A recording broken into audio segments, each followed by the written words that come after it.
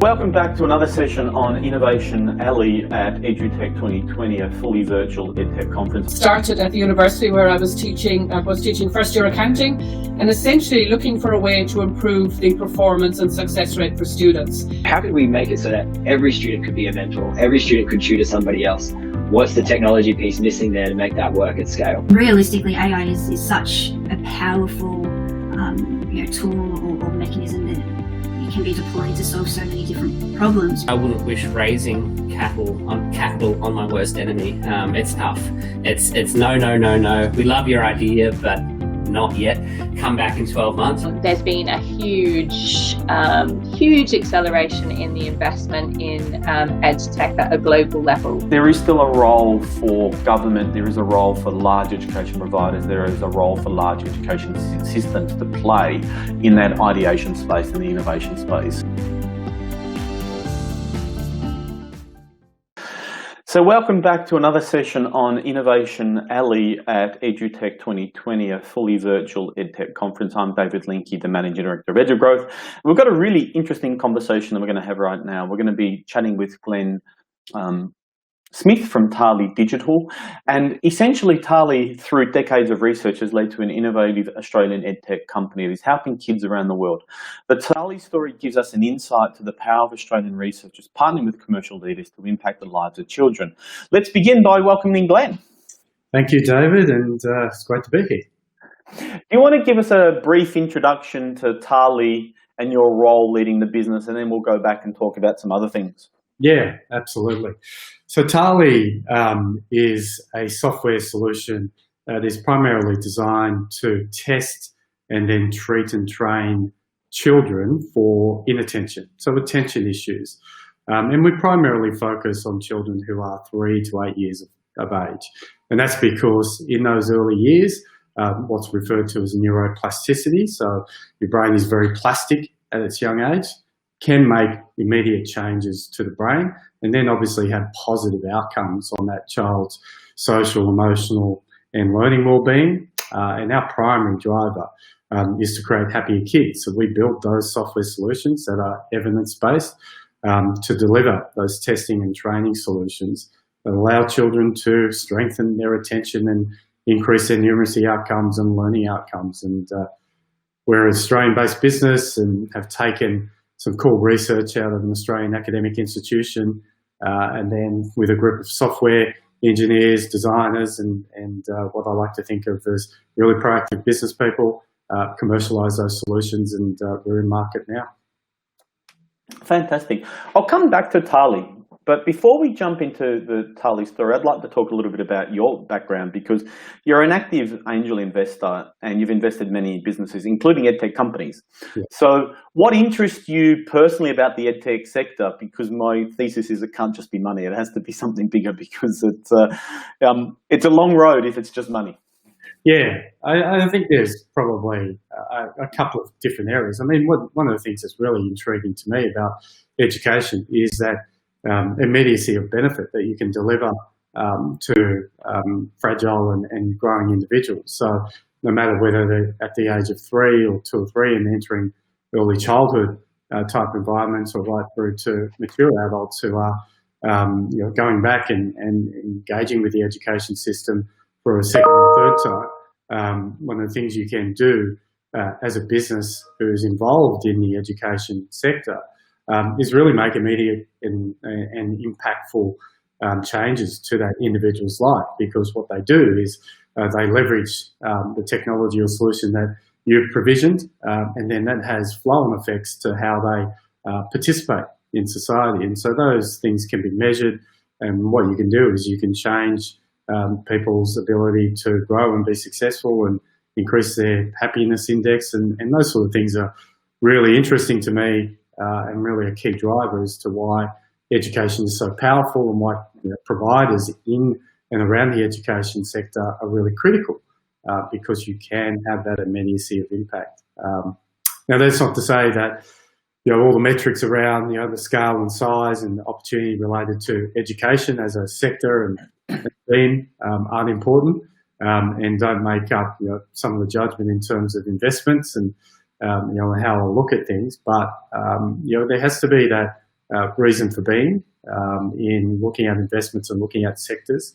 And education has, those core value sets that I like to look for in a sector. And I like companies who reflect, the core value sets that I have, or the core value set that, broadly speaking, the education sector has.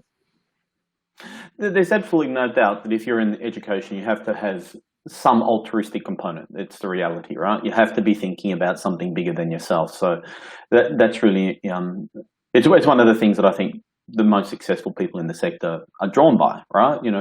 Their personal needs and their personal experiences and their value set, using your language, is really important. Yeah, I mean, it's this whole idea of shared involvement, this ability, that corporate social responsibility as well. One of the things that people forget about, particularly the education sector, is how important it is to the way institutions and governments make their ongoing decisions, how we scenario plan about the future, how we make strategic guidance papers, how we look at 10, 20, 30, 40, 50, 100 years out. When you think of areas that you really need to focus on and have a key grasp of, and make sure have core value sets that are looking at appropriate social change. The education sector is that. It has such an influence on how governments spend money and how societies evolve. So, it's incumbent upon us to be involved in that, but play a part in making sure that we shape the education sector and system appropriately, that we don't let future generations down. There's no doubt about it. There's no doubt education transforms lives, but it's again nice to remind us of that, which is a nice segue to talk about. You travel extensively around the US and Europe, and I'm wondering what you're seeing. How is the Australian EdTech sector or Australian education perceived internationally, and do you see that there's a comparison market that makes some sense for us to think about? Well, I think we're fortunate in that because we're a highly skilled economy, and our human assets, are reasonably well recognised as being highly skilled. Our ability to produce relevant products and solutions is recognised internationally. So I think we're fortunate in that that has allowed us to commercialise and market effectively in other jurisdictions. So for want of a better way of putting it, the doors are open to us.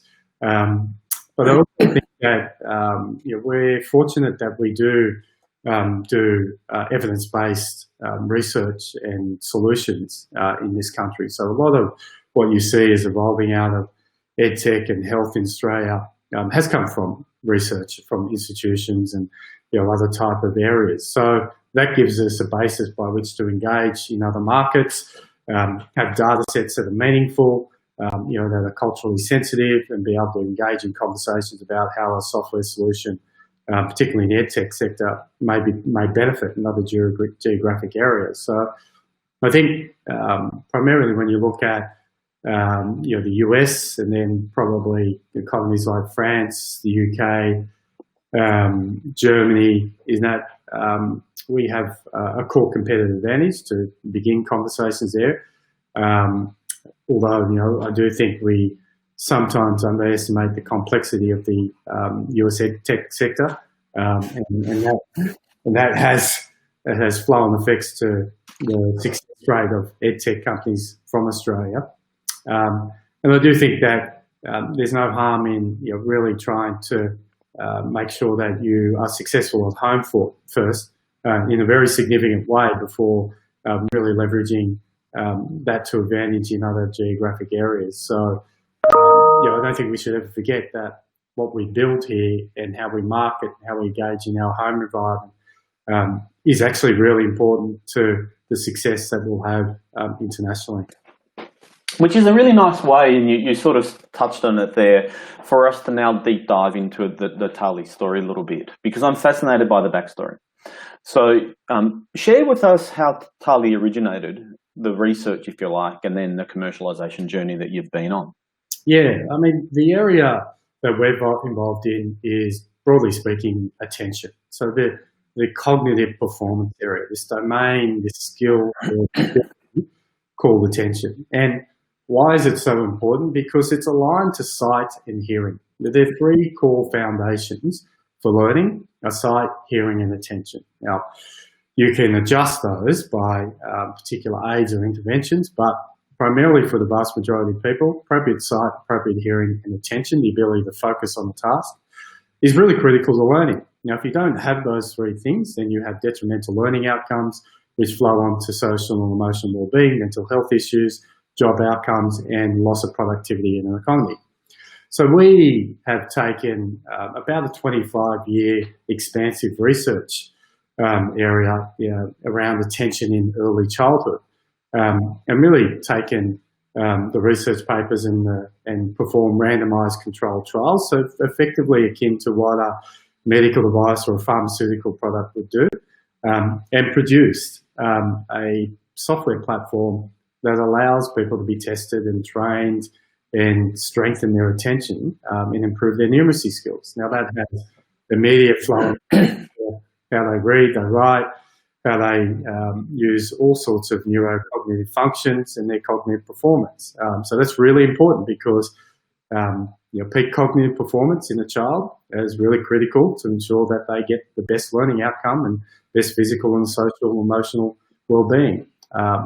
So we've built this platform and then made it accessible. And we've done that by building applications. So gamified applications that sit on a platform that you would download just as you download any other app from the iTunes store or Android store, and straight onto a smartphone or a tablet, and allows the child to engage with these programs in a fun, non-invasive way where they don't know they're being assessed and they don't know that they're getting this training or treatment intervention. What they do recognise is that it's challenging, it's fun, and it's part of a curriculum, a learning experience for them, and part of an intervention process to help their cognitive performance, their brain power.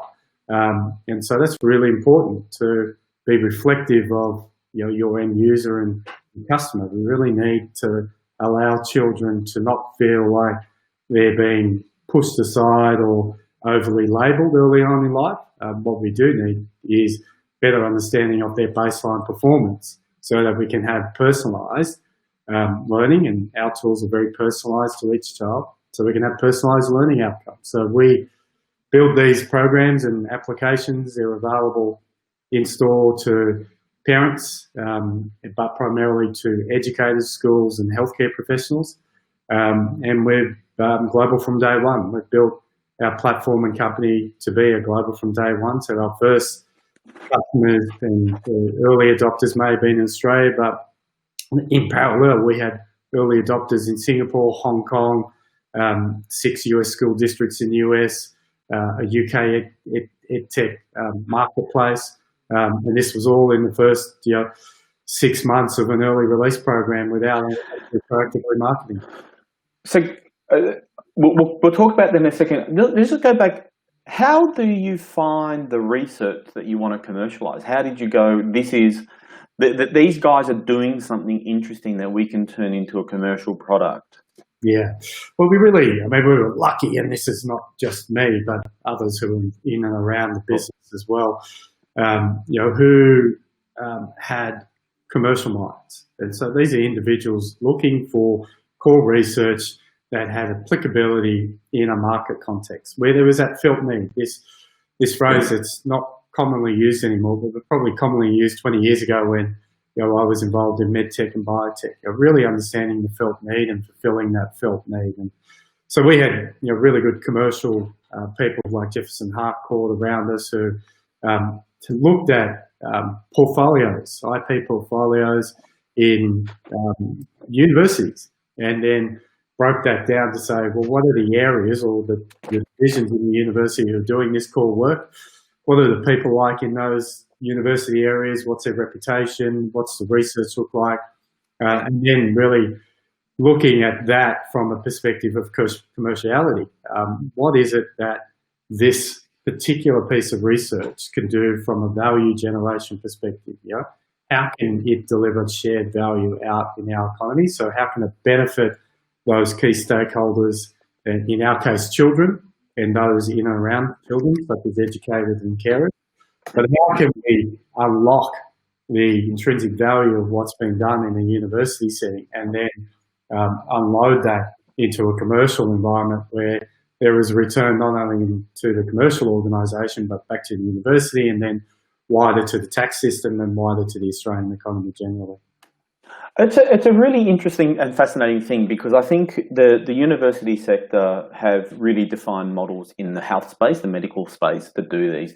But I think it's less and less in other areas. I'm sure engineering's really strong, and I'm sure there are other parts of the university, and I'm being unfair to them. But there aren't many examples from a teaching and learning a teaching and learning practicing process that have been commercialised from university. So it's really great to hear that there are some aspects of it. So it's fantastic. I'm really interested, I think you touched on it just then, about how you actually help children, right? You know, you've got this complex environment, you've got this great research backing. How does the TALi product actually help children? What's the component here? Yeah, so in simple terms, it's just two areas. They do a 20-minute gamified exercise program, and that measures their cognitive performance. So it gives a baseline. So that's screening? Is that a screening? Screening, yeah, exactly right. Screening attention tool. So it gives a baseline reading of their attention, their cognitive performance. And so you get, the way people should look at this is akin to, an education setting or a health setting. You would get a report, and you would get a pathology report just from a blood test. It gives you a very baseline reading of your blood, and then that allows you and others around you to make appropriate decisions about what pathways you take next. Same principle applies to our screening program, that you can do this in 20 minutes and you get quantitative data on a child. So it's not just qualitative, someone's opinion about what that child is and who they are and how they're performing. You actually have some quantitative data that you can leverage to effect. And then, because of that baseline reading, you can move to our, what we refer to as TALi Train. And what that does is you engage with TALi Train for 20 minutes a day, and you engage in a gamified environment. There's four very core exercises that run for 4 minutes each, and they target very specific areas of your attention domain. So they strengthen particular areas. Actually, in the studies and research around this area show that you can make a physical or physiological change to a brain with these type of interventions. So you can set a different foundation level for attention, which should, in theory, set a different learning performance level for a child. And it improves a whole lot of other areas of their behaviour and numeracy as well. So you do that for 20 minutes a day, a 5-week program, and then you get another baseline reading at the end of it. And for the majority of children, you get cognitive improvements, so performance improvements in attention or strengthening of attention, and then that has flow-on effects to their hyperactivity, their attention ability, their numeracy improvements, particularly for children who are just typically developing along in life. So it's a clinical tool, right? Yeah, one of the things that we've done is, because we've taken core research from a university and everything's evidence-based, and we've done randomised controlled trials, just like a drug or a medical device, we're fortunate enough then to build a product or a solution in the same way as a medical device or pharmaceutical product. So that's allowed us to get clearance or registration, medical regulators across the globe, like the Food and Drug Administration in the US or the Therapeutic Goods Administration in Australia, where we're actually a regulated medical device. So we can we market and sell into the healthcare sector as a regulated medical device, but that gives us to show evidence to the education sector about what these tools can do for particular children or a whole lot of children, and we get that added advantage of laying over a different unique selling proposition to the education sector. Which gives us the question that pops into my mind, right? So you're connecting education and health, and there's lots of things that do that, right? Child psychologists and all sorts of things to help children. So you're connecting health and education, and obviously both are really highly regulated, highly controlled environments. How do you manage the education and health components, and is there a complementary component to the regulation, or is it just add another layer of complexity to the business? Well, I don't know if it's complementary, but one of the advantages we have is that we're a quality management system company and a regulated company. So we have systems and processes internally that guide our principles in terms of how we make things, how we produce things, how we market things, and how we engage with people. So that's really helpful because it sets up a foundation for how we engage with the education sector, because there are different IT security arrangements, policies and procedures from state to state, different types of regulations in education that you need to meet. Now, we may not have the answer to each and every one of those, but because we have a foundation of how we approach things, then we have a methodical approach to saying that no challenge from an education body, school or district or government is too hard for us to overcome. We have the core ability internally to take the data and processes that we have and then apply it so that we can get the result we're looking for, and so stakeholders in the education sector can get access to our products. So we've got that to our advantage, but I think it's really critical, that point, because we're looking at 3 to 8 year olds, and that link between the health and education sector is really, really important, because what you do with a child in that age range has flow-on effects to both sectors, and they're integrated really at that stage of life.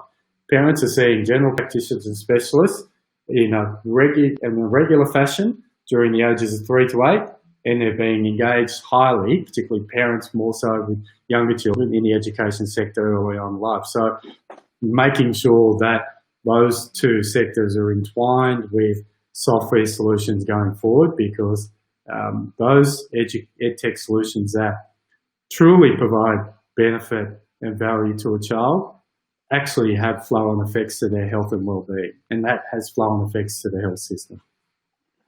Which is, again, we've talked about it a little bit, but you've obviously got a complex space, right? So TALi's operating in a complex environment. You've got schools, you've got clinicians, you've got children themselves, you've got worried parents, you've got government regulatories, you've got education departments, you've got all sorts of things. How do you manage the messaging across all of those audiences? Do you have to have multiple messaging? Do you have to have multiple buyer personas, or are you able to try and somehow combine them all together? Yes, and yes. So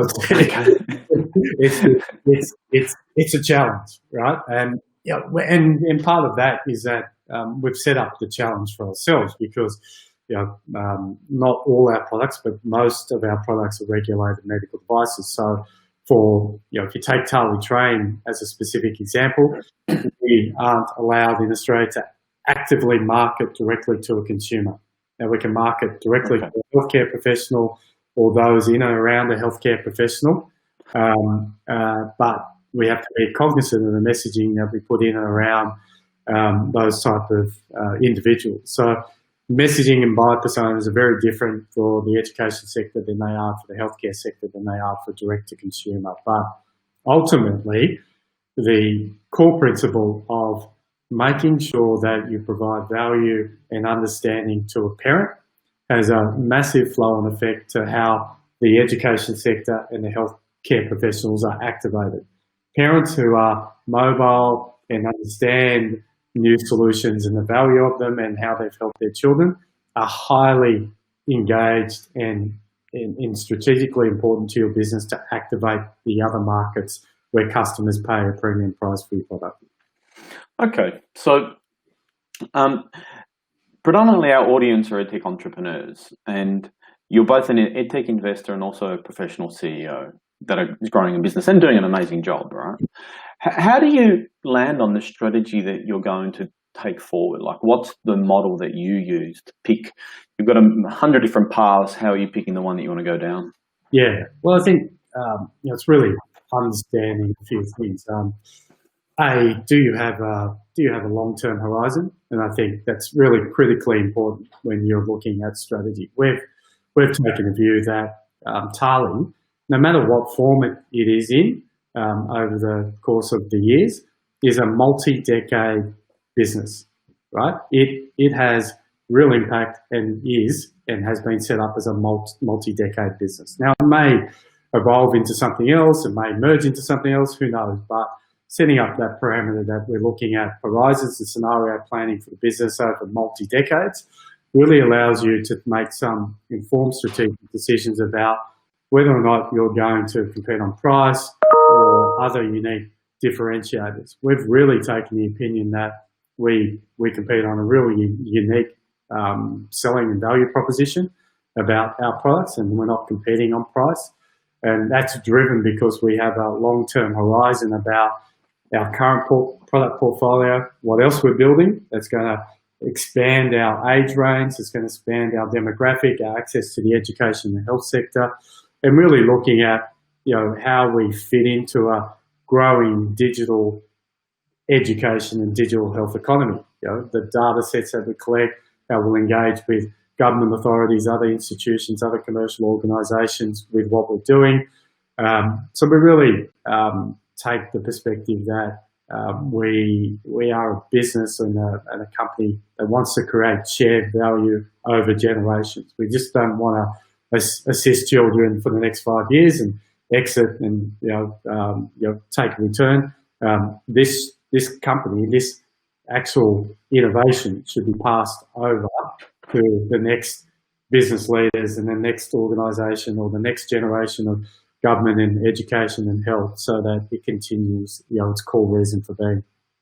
Again, it resonates with that message earlier, so that's a fantastic point. So thanks very much, Glenn. We're coming to the end of the time that we've got to chat with you, and in 2020, learners get to choose their own pathway, so you get the same choice. You can choose whichever question you like to close with. So I've got some options for you. You can pick the one that resonates mostly with you. So your first option is, whilst you're an EdTech investor, you're also an executive of a listed public EdTech company. What do you think the COVID experience will do for the EdTech sector? Will it thrive? Will it shake out the marginal businesses? Will it provide a focus that allows rapid disruption that we've been talking about for a long time? So that's option one, which also has 3 sub-questions in it as well, if you like the way that I did it. Welcome to my education experience. Option 2 is, now that parents have experienced some aspects of being a teacher with this learning from home over the last 6 months, do you think that will translate into a new appreciation for the role that teachers play in our society? So they're the 2 choices as a EdTech leader. Yeah, I think I do like the second question because it sort of goes to the social fabric of what we may be trying to build, particularly in Australia, but hopefully in other areas globally as well. I think this lived experience is really critical to really engaging populations in creating social change. And this lived experience by parents, whether briefly in certain states but much longer in Victoria, is going to be really important about how we set up teachers as not only those key influences in our children's life, but advocates generally in our social experience. And so, yes, I think this experience by parents should, and I say should, and it may not, but it should drive change in how we skill set those who enter the education system and how we select those who enter the education system and how they should be not only determined through intellectual capacity, but through their emotional capacity, emotional intelligence to deliver a really constant engagement, positive outcome to a child's life to ensure that they are individuals who not only look at academic outcomes, but other type of outcomes that will shape the social fabric in 20 years and 30 years' time. So, yes, I think the experience will have a dramatic impact on how we vote, how people react on social channels about teachers' pay, how teachers' unions and others and universities and others can proactively engage with communities, and it should. And I think as an EdTech community, we should be very proactive in voicing our opinions in this area to drive social change and change the social fabric. I absolutely agree with everything there, Glenn. So thank you very much for this session. So it's great to be able to hear from an EdTech investor who's now leading a listed EdTech company, who's commercializing research, trying to impact learners, and really is focused on that very long-term horizon. Glenn, thanks very much. It's been a pleasure. Thank you, David. Take care.